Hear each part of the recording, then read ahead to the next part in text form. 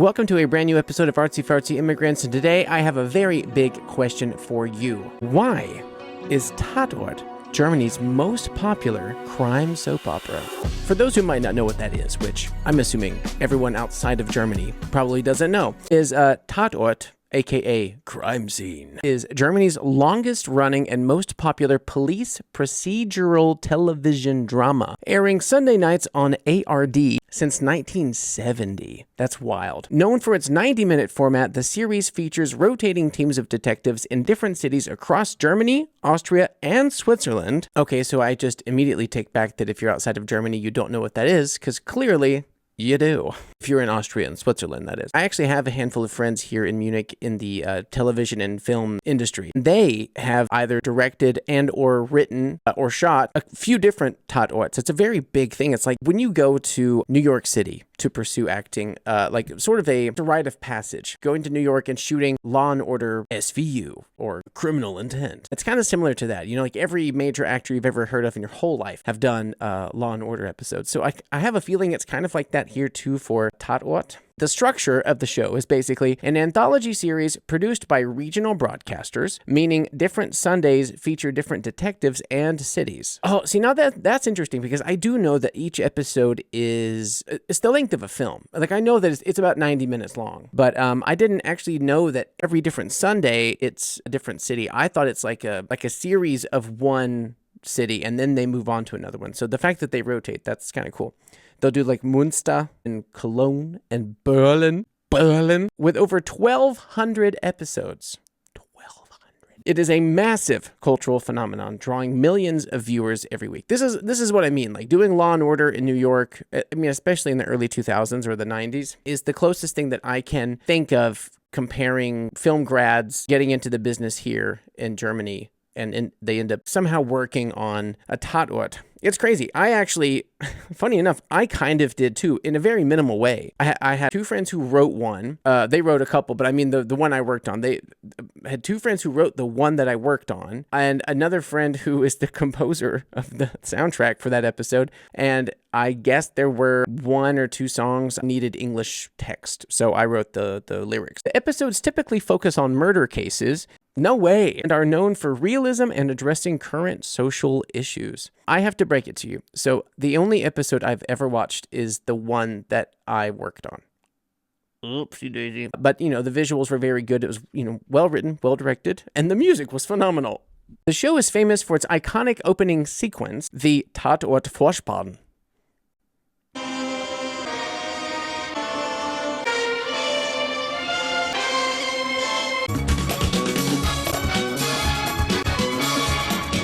Which has remained largely unchanged since 1970. That makes me think a bit like how the opening song for Saturday Night Live has been the same for so long.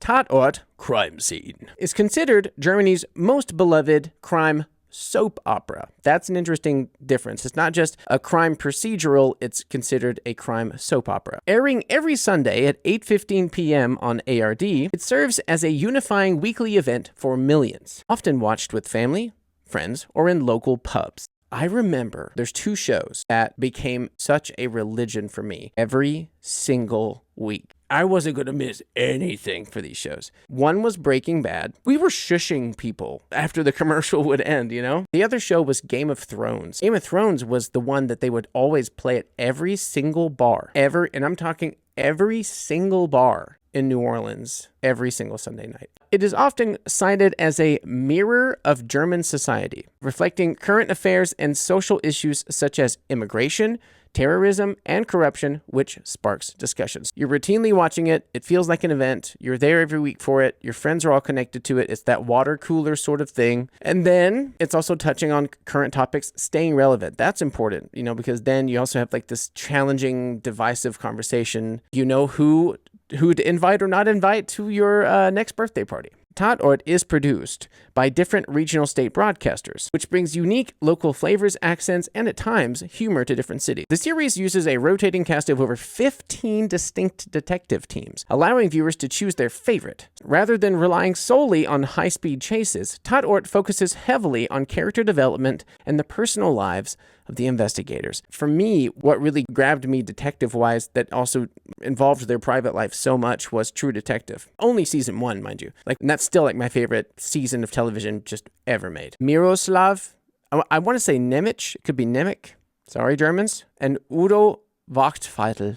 Ooh, Wachtfeitel. Since 1991, he has played Chief Inspector Franz Lautmeier alongside Miroslav Nemec. The thing is, the focus is not on these guys, right? Clearly, we've seen that there's other actors who also do it, who have also paid attention, they've all done their time, they've all paid their dues. We're going to end with this. 10 rules behind the 50-year-old TV show. Here we go. The opener is a rule. At 8:15, Sunday evenings in Germany, after the Tagesschau, which, let me know if I should do a video about the Tagesschau, because every time I've seen the Tagesschau, I feel like I have so many opinions about it. So the tradition, the local color. Yeah, it's set in a different region in Germany each week. Been around for 50 years. Longest running crime show in German-speaking Europe. Snack bars are as essential to Tatort as ketchup is to French fries.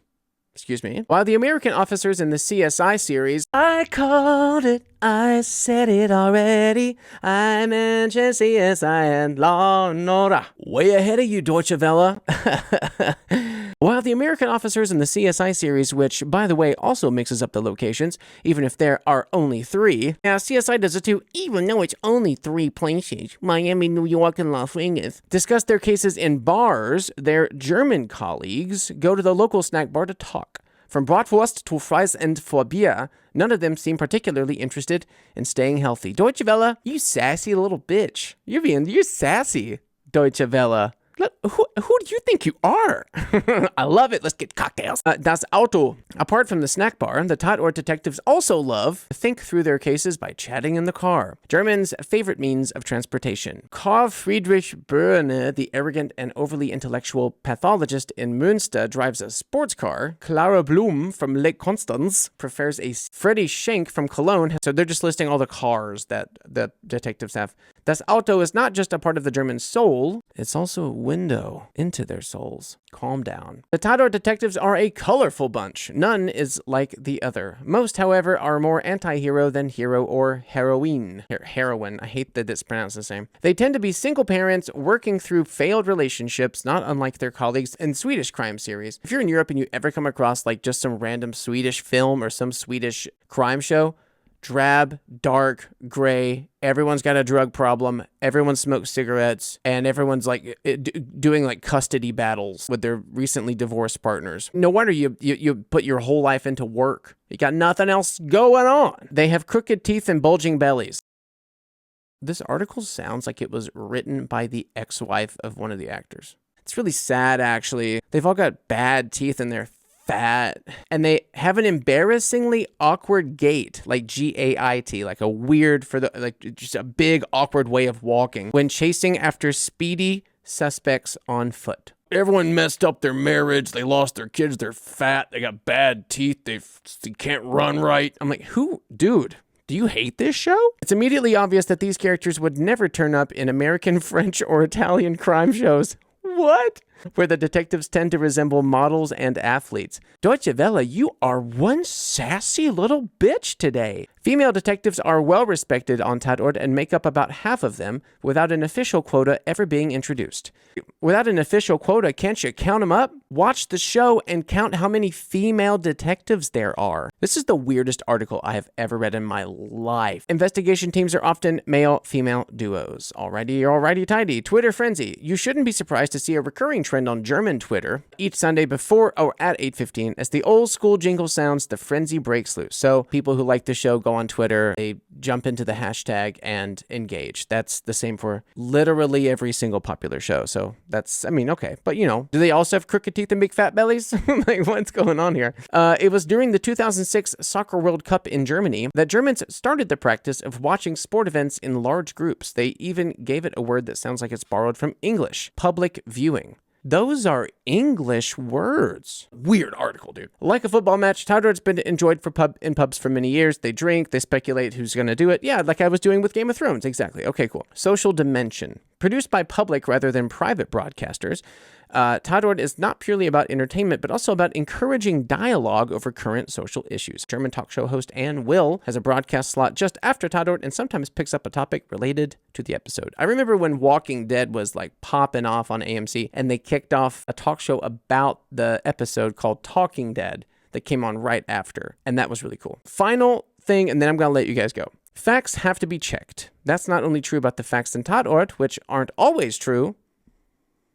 Oxymoron right there. A dissertation has actually been written about the representation of corpses in the popular show, and different books about Tatort have been published, including a new one that celebrates a 50th anniversary with a series of little-known and bizarre facts. And that fits nicely with the 50-year-old tradition, which now is 56. So this was written in during the pandemic by Sarah Judith Hoffman, who thinks literally any detective on the show is fat with crooked teeth, can't run right, and wouldn't be on TV in literally any other country. Who cares what they look like? Just be nice. All right, guys, that is going to be it for me. I hope that this was mildly entertaining. If you liked what you watched, if you had some fun, please subscribe. It's free to do. Share the video, like, comment, all that jazz. Thanks so much for being here, and I hope you have a wonderful day. Bye-bye.